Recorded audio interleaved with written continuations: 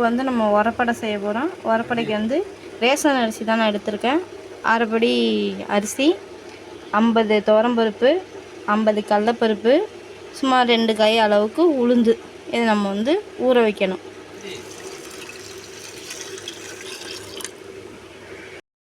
இப்போ உரப்படைக்கு வந்து நம்ம அரைப்படி போட்டிருக்கோம். அரைப்படிக்கு தேவையான வெங்காயம் வந்து நைஸ் நைஸாக அப்படி அரிஞ்சிக்கணும். அரிஞ்சிட்டு அதில் வந்து நான் என்னென்ன எடுத்திருக்கேன்னா வெங்காயம், பூண்டு, இஞ்சி, கொஞ்சோண்டு கருவேப்பிலை.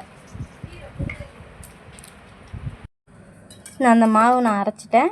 இந்த அளவுக்கு குறைன்னு அரைச்சிங்க. இந்த அளவுக்கு குறைன்னு அரைச்சாதான் உரப்படை வந்து நல்லா வரும். ரொம்ப நைஸாக இருந்தாலும் நல்லா வராது.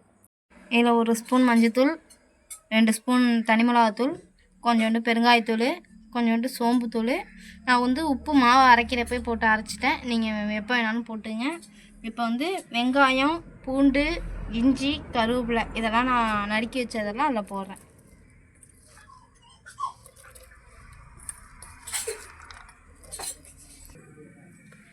இதில் வந்து இப்போ நான் கொஞ்சோண்டு முருங்கைக்கீரையும் போடுறேன். முருங்கைக்கீரை போட்டால் உரப்படை கொஞ்சம் பொசு பொசுன்னு இருக்கும். நம்ம முருங்கைக்கீரை வந்து சாதாரணமாக சாப்பிட மாட்டோம். இதில் போட்டு சாப்பிட்டோம்னா கொஞ்சம் இதுலேயும் கொஞ்சம் நம்ம உடம்புக்கு ஏற்ற மாரி கொஞ்சம் சேர்த்துக்கலாம். இதில் முருங்கைக்கீரை போடுறதுனால அயன் சத்து கிடைக்கும், முடி வளரும், உடம்புக்கு நல்லது, நல்ல ப்ரோட்டீன். அதனால் இதெல்லாம் சேர்த்து சாப்பிட்டா கொஞ்சம் டேஸ்ட்டாகவும் இருக்கும், நம்மளுக்கு ஹெல்த்துக்கு கொஞ்சம் நல்லாவும் இருக்கும். இதை நம்ம வந்து அப்படியே கலக்கிக்க வேண்டியதான். கலக்கிட்டு ஊற்ற வேண்டியதான்.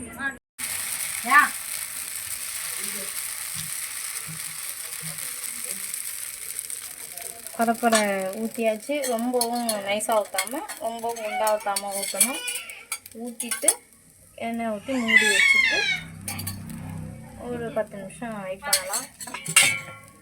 அது மட்டும் இல்லாமல் இப்படி செஞ்சு கொடுத்தா உங்கள் பசங்க நல்லா விரும்பி சாப்பிடுவாங்க.